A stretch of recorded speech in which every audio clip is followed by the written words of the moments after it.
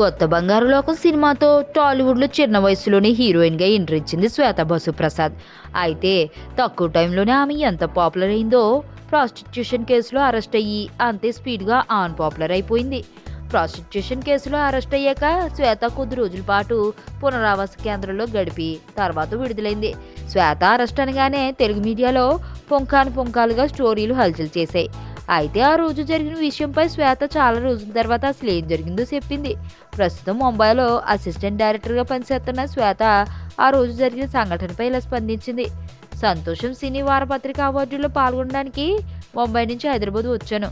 Function కొంచెం late అయింది. దీంతో నేను ముంబై వెళ్లాల్సిన ఫ్లైట్ మిస్ అయ్యాను. దీంతో ఆ రాత్రి హైదరాబాద్లోనే ఉండవలసి వచ్చింది. దీంతో నాకు ఒక 5 స్టార్ హోటల్లో అకామిడేషన్ ఇచ్చారు.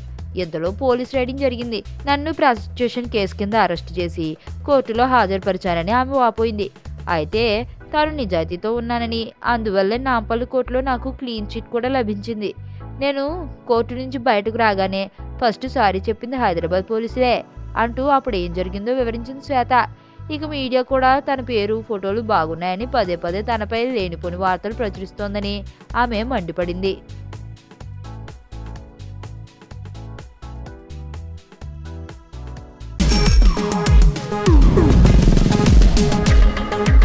ప్రపంచంలో ప్రతి ప్రేమ కథ మధురంగా ఉంటుంది. మనది మనకు మరీ అద్భుతంగా ఉంటుంది.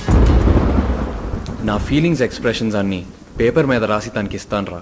అవసరమా రా ఇదంతా? ఇన్ఫాచ్యువేషన్ రా. రే, అమ్మాయిని చూసిన వెంటనే అలా